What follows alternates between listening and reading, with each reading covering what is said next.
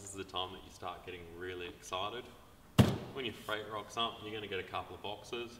My recommendation is inside the box you're going to find a checklist. That checklist is going to have every single part in that box written on it.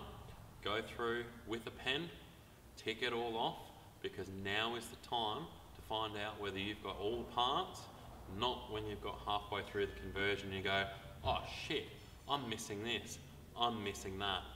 So make sure you get out your list, tick off all the parts, and anyway, we're going to jump into a time lapse as I get all of this unboxed, spread out into its components and into its right sections, and yeah, we'll jump into the next video. Thanks for watching, guys.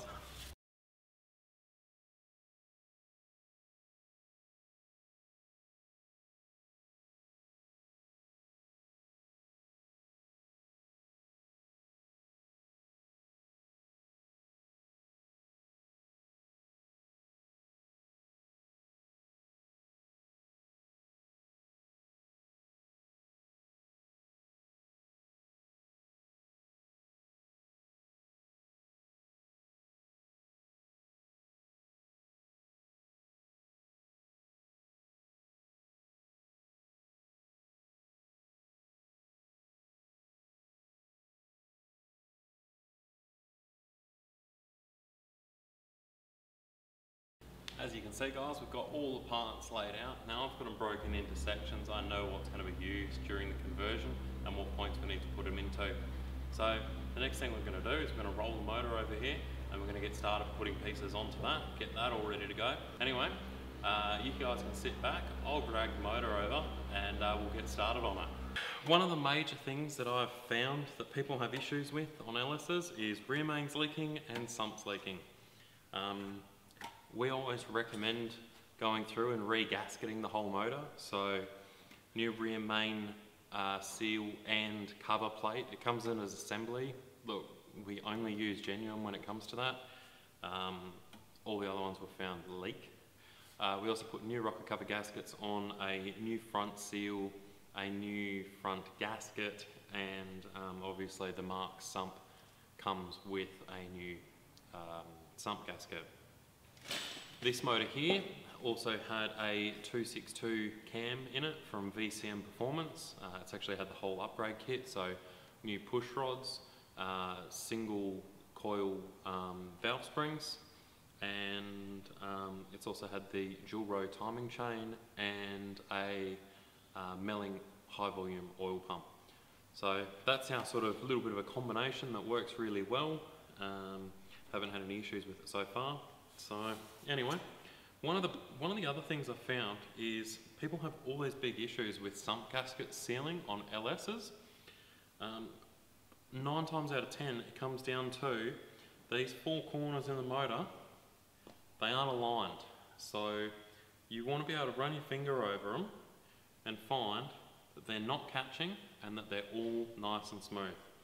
If you have that, the sump's going to bolt down nice and evenly, and you're not going to have those high points and weepage points. You do want to run across a little bead of silicone in those 4 points. They do need it. It is listed as requiring it. And if you have a look on the sump gasket that comes on the Mark's adapters sump, you'll see that there's a couple of crisscross points. That's where it's going to get the silicone. Now, on sumps, I hear a lot of people questioning, you know, what sump should I run? Who does the best sump? Can I use this sump? Can I use that sump?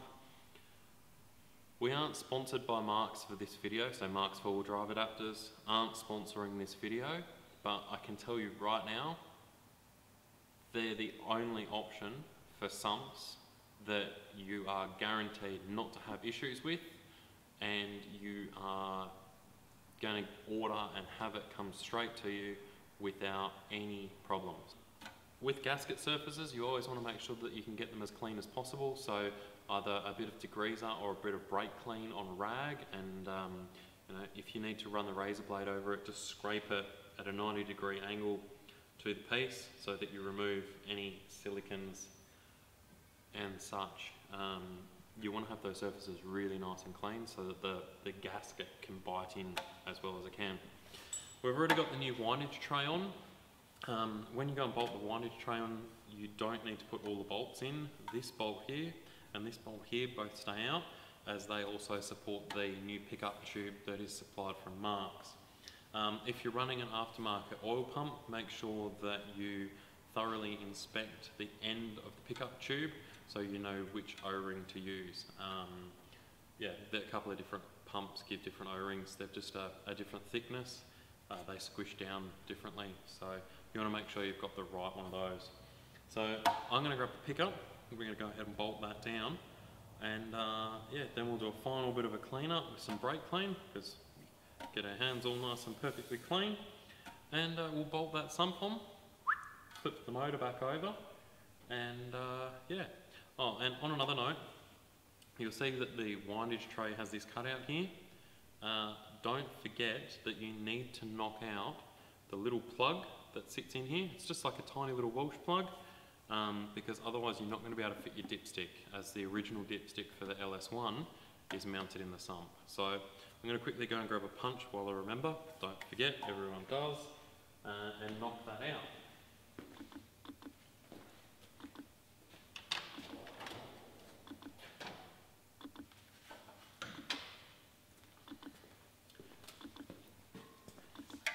If you don't have a punch, a suitable long-sized bolt will also do it. It's as simple as that. 2 taps, it's gone. Just don't forget to do it. So as you can see, what I'm going to do is actually just get those 2 windage bolts just started. Then I'm going to tighten down my oil pump feed, which is just a single 10mm bolt. Now, with stuff like this, it doesn't need to be stupidly tight. You'll see when I hold the ratchet, I've got a really long ratchet, but I'm holding it really short because I don't need to put a lot of force into tightening those bolts up. You'll notice that these bolts here, these nuts here, feel a bit stiffer when you're tightening them up. They're a locking nut, they are supposed to be that way. It is perfectly normal and it's okay. What I like to use when I'm cleaning up the gasket areas and mating surfaces is just a bit of brake clean on a rag. I've found that some degreasers actually leave like an oily residue behind, which is something that you don't want to have when you're trying to get a gasket to seal. Now, as I was saying, if you take a normal box cutter blade and just drag it across the surface at an almost 90°,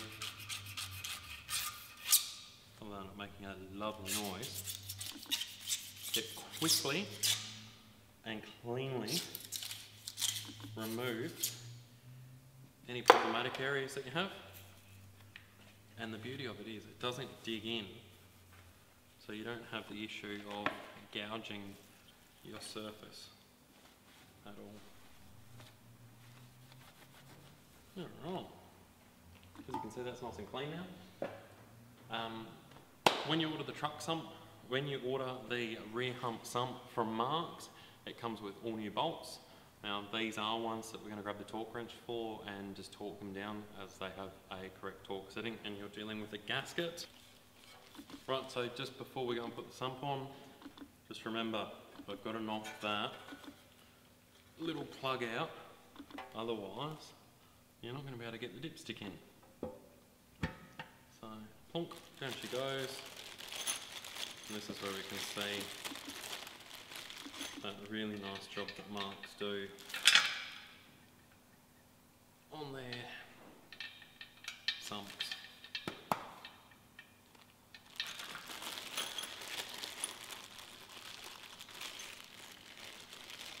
Guys, while I'm chucking these bolts in, one thing to remember is that Marks 4-wheel drive adapters sell hundreds and hundreds of these kits. They're a tried and tested thing. They know what they're doing, and they spend a lot of time with R&D making sure that you're going to get a product that works and is going to take you all around Australia.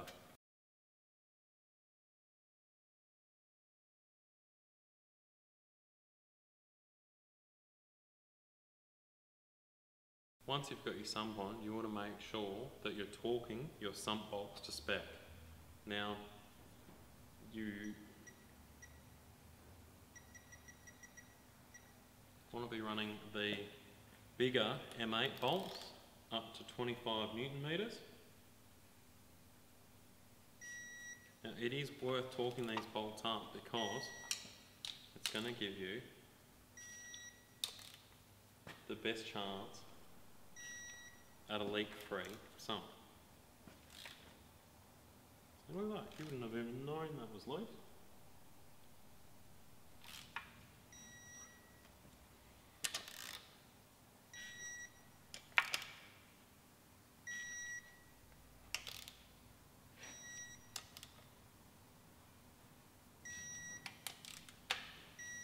Now, not all of them run 25.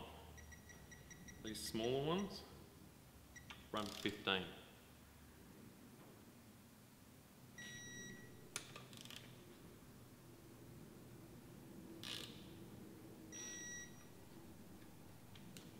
Beautiful.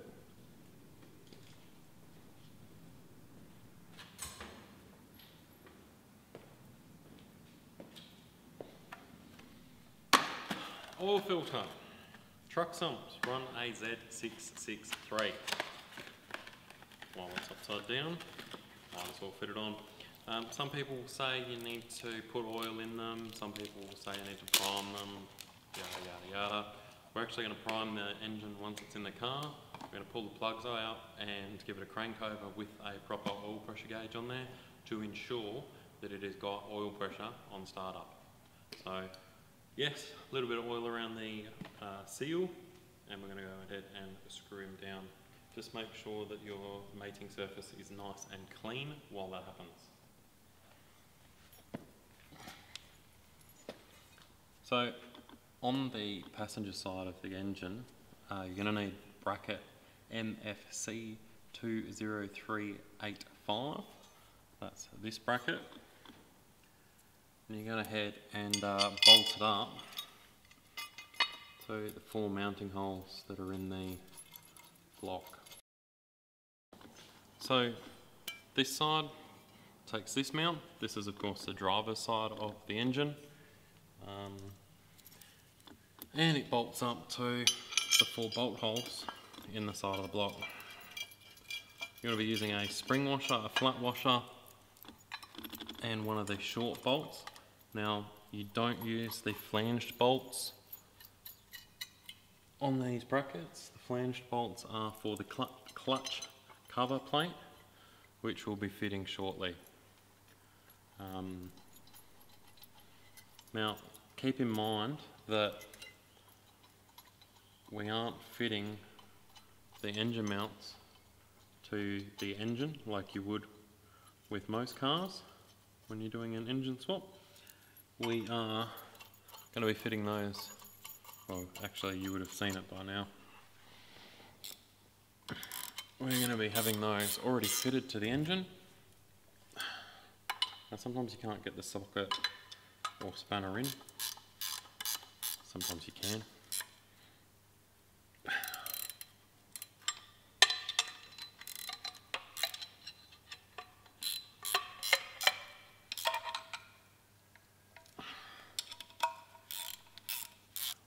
This is the air conditioning relocation bracket. Now, not all of the motors have the 3rd mount. So if your engine doesn't have it, just leave it off. This gets mounted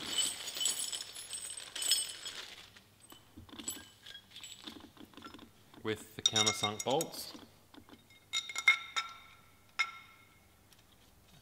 Just nipped up. Now, this bracket has a bolt hole in the front of it. It is designed for your original LS power steering belt tensioner to bolt onto. So you want to make sure that you don't throw that away when you're taking your brackets apart off the motor, because we need to bolt it back on. It's got a little like tongue and groove system where the tensioner locks into that and then you tighten it up. So yeah, make sure you take that off. You will require it. That's on your air conditioning bracket. Also, on that note, with the water pump, when you're taking that off, you'll notice that the tensioner is mounted to the top of that. You also are going to require that tensioner before you throw the water pump away, providing that you're going with the Marks belt-driven engine fan.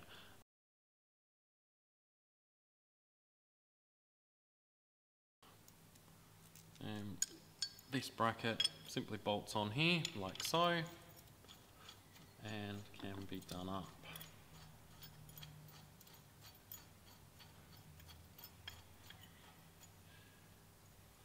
As I was saying, guys, look, Marks make these kits really nice and simple.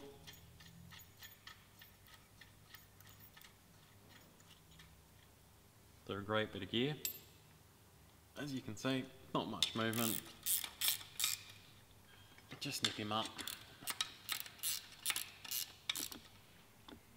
Then you're going to be right as rain. Once again, same as the engine mount, just a 16. And you're on your way. So to tighten up these countersunk bolts, you're just going to need a 6mm Allen key. Look, if you guys are after a bit of a tool list of what we use, or what tools you're going to need to assemble these kits, just let me know, and I'll write it up in the description. If you think that's going to be a good idea. So, yeah. Long bolts for the air conditioning compressor go down the bottom. And the Allen key bolts go up the top. With this one, this is one of those ones that if you want, you can leave loose for a little while. There is adjustment and movement in it, so you want to make sure it's all nice and aligned prior to tightening these bolts up.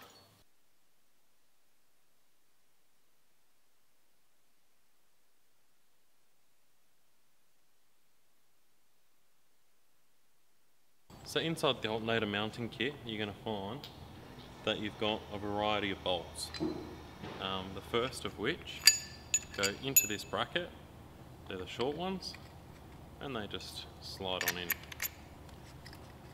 Now you need to refit these, as if you don't, this bracket, which is one of the tensioner brackets, is just going to flop around. So make sure you're putting these sleeves in, and then we're going to refit this to the motor, and we're going to be right as rain. Now, sometimes you'll have a bit of dramas getting these sleeves into the alternator bracket. Inside the alternator bracket, there's this steel pressed insert that actually slides in and out. If you can't get the insert in, just grab your hammer and give it a couple of light little taps on the metal insert, and it'll actually slide out of the way, and you can slide it back in, and then as you do the bolt up, it'll pull it in. Now, I'm having that exact difficulty right now, so I'm going to quickly grab my hammer, give it a couple of taps, and get this back together. So I've gone and grabbed my hammer, and just a couple of taps, and look at that, she's right as rain.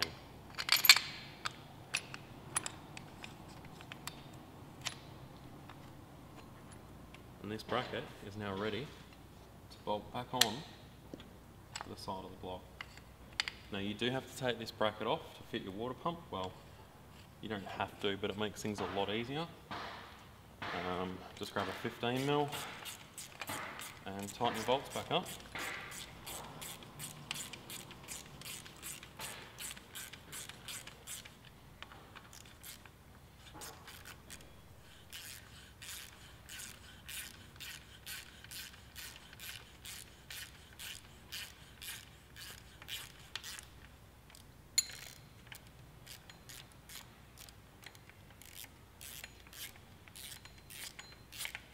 Now's also the perfect time to make sure that all your idlers and tensioners throughout the motor are in good running condition. You can give those a a good flick, and that'll let you know if they're any good. If they're starting to make a bit of a noise or a rumble, or if they sound like they haven't got any grease in them, now's the perfect time to go through and change them.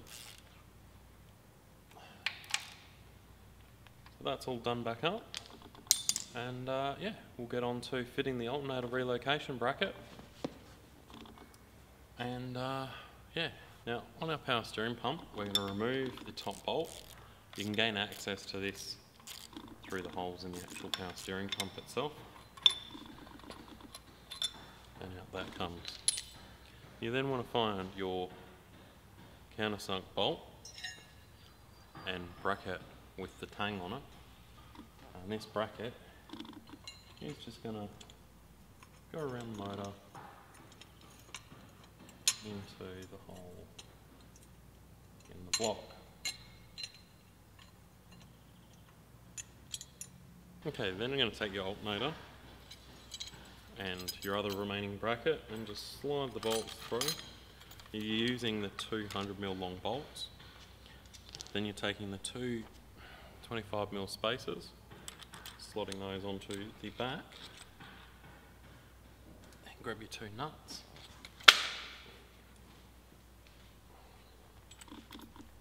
And what we'll do is pick him up, and he's actually just going to slot one in, just like so. So once you've got ahead and gotten those into place, you're going to grab your two remaining bolts. Once you've gone ahead and get that one into place, you're going to grab your short little spacer and one of your longer 3 bolts. We're going to slide the bolt through the alternator bracket,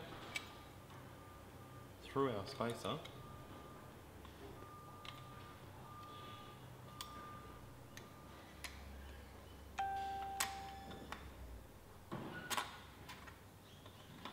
and in to the power steering pump. Slide that bolt through, and then you can nip it up a bit. Now, you don't want to do it up tight. You're literally just taking the slack out of everything.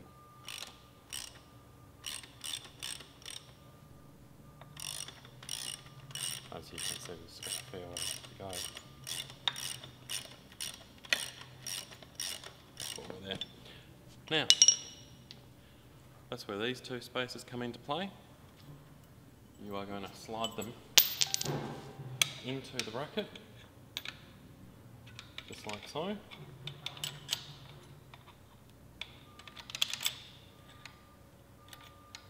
And sometimes it can take a little bit of jiggling around to get it in the right spot.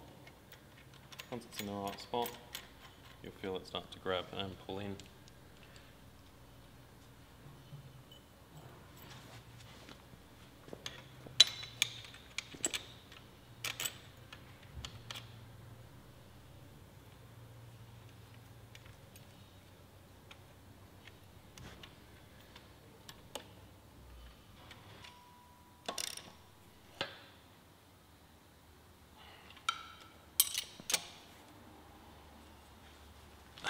And that is your alternator relocation itself, all finished. There is still another part to this job.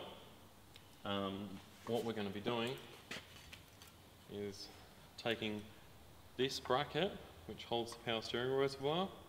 We're going to undo some more spot welds, and now the final part of the alternator relocation is moving the power steering reservoir onto the coil bracket.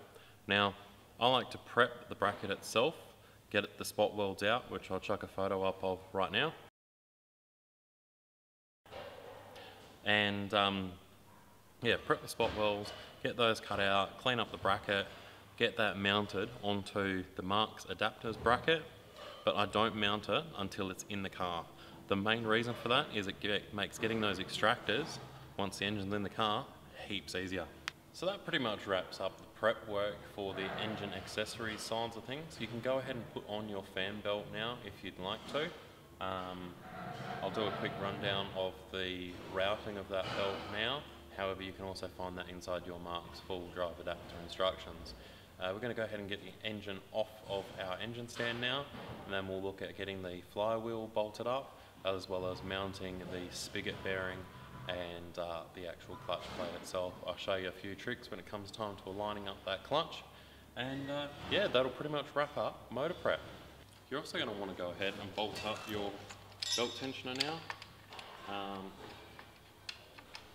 Be aware, guys, that these belt tensioners do fail quite often in a multitude of ways. The first way is they get movement this way. The second way is that the actual tensioner spring fails itself.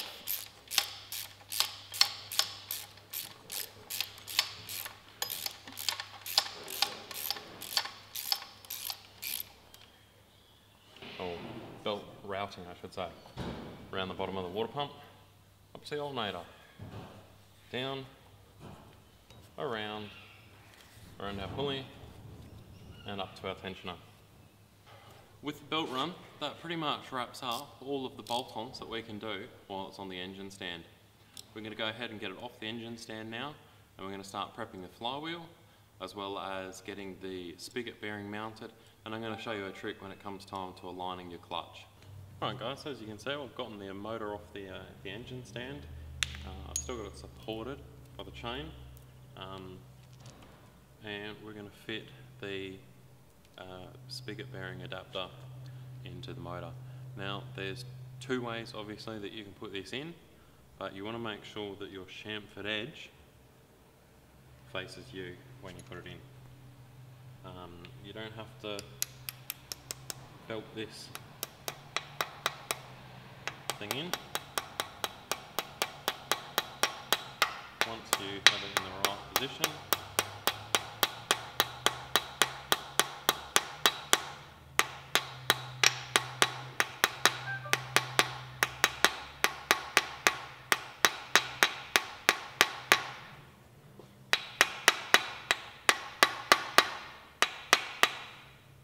as you can see, I used tiny little bit of force to get that in, but it's marginal. With the bearing, we're not going to install that the same way. We're going to go find a socket or piece of material that will actually push on the outer race of the bearing. You don't want to hit the inside of the race, as you might mar the little balls inside the race, and then that'll give you spigot bearing issues. So go and find normally a 24-25mm socket, and you can use that to drive it in. So I found an appropriately sized socket, as you can see, fits nicely.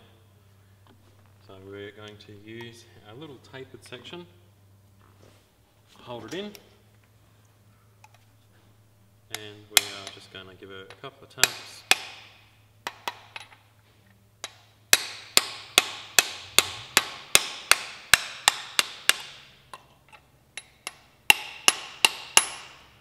As you can see, once it started, it just slid in there quite nicely, and that's that process all finished. So what I like to do is run a nice bead of silicone around the edge here to help seal up that bell housing so that it doesn't get any water ingress or any issues. Marks do include a wading plug in the bottom of their bell housings.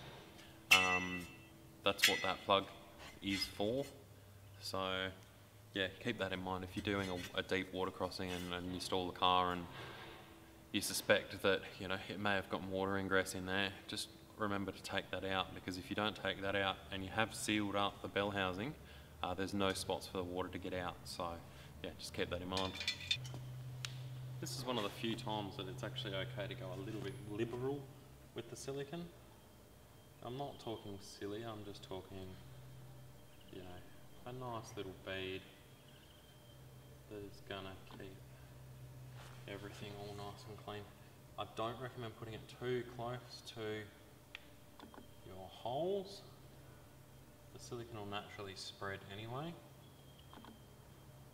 So don't be afraid to get your fingers on there and just smooth out any areas that you feel may need a bit of dressing.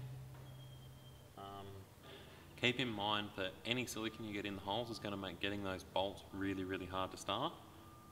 So you want to clear out any silicone that gets into those holes.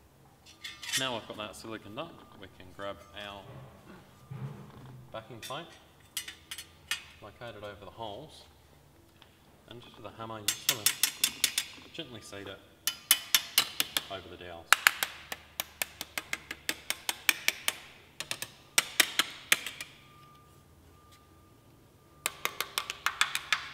Now, down near the starter motor, you'll notice there is a bit of an area that doesn't get filled. I personally just fill her up with silicone. Some people won't like the idea of that, but you know, that's how I do it.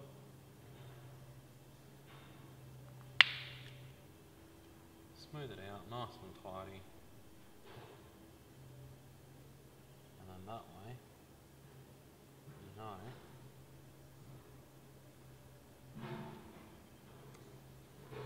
you're not getting any water in there.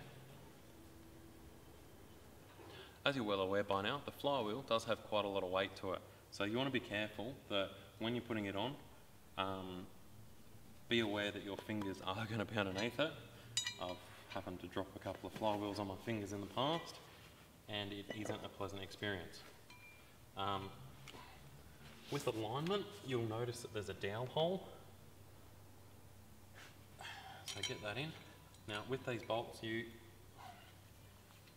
want to make sure that you've got it in a nice, and she's starting. Now there's two parts to installing these flywheel bolts.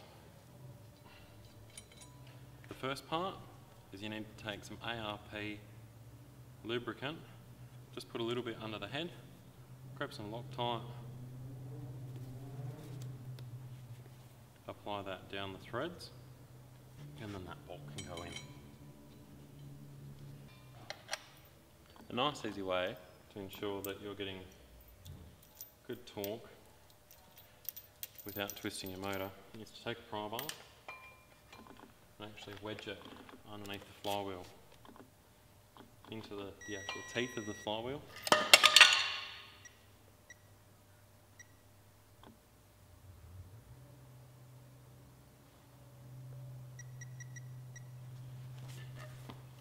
Just like so, and then that way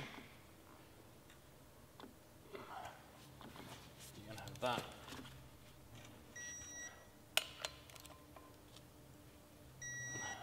rather than fighting against your motor when it comes time to fit it. We're going to now grab some brake clean and a nice clean rag and just spray down our flywheel to ensure that there is no oil, grease or any other contaminants on it. As you can see, now we know it's nice and clean.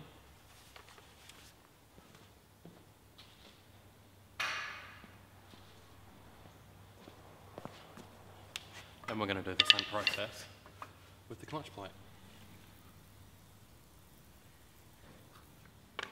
And wipe him off.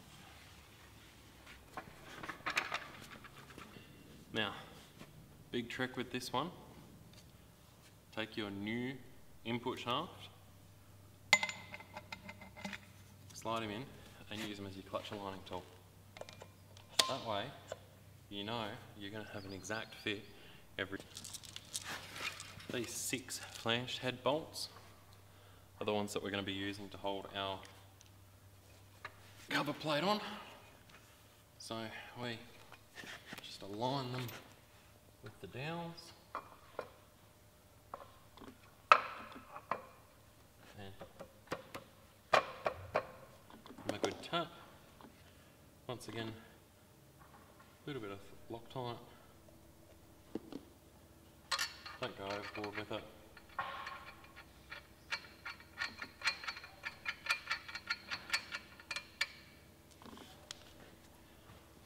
And nip it up.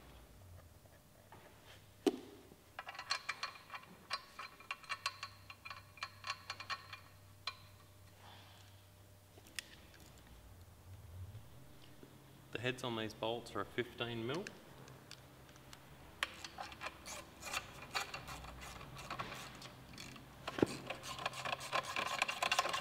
And what you want to keep in mind when you're doing them up is try to do them up as evenly as possible.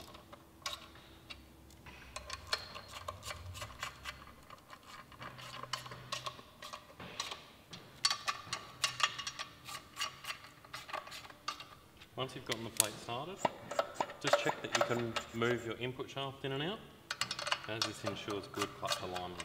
Just before we go ahead and get the motor in, guys, the other thing that is quite often forgotten, and it just makes your life a bit easier, is on the side of the back of the motor here, you'll find an 8mm Allen key plug. Go ahead and get this one out now. It's actually where our Nissan coolant sensor is going to relocate to.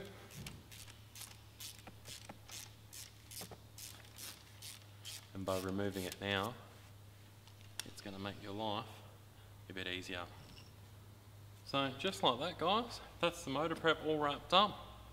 We've gone through the air conditioning, the alternator power steering, the alternator reservoir relocation bracket, mounting the engine mount brackets on, getting that flywheel on, as well as our spigot adapter, getting the spigot in, and the little tips and tricks for when you come time to get that clutch on.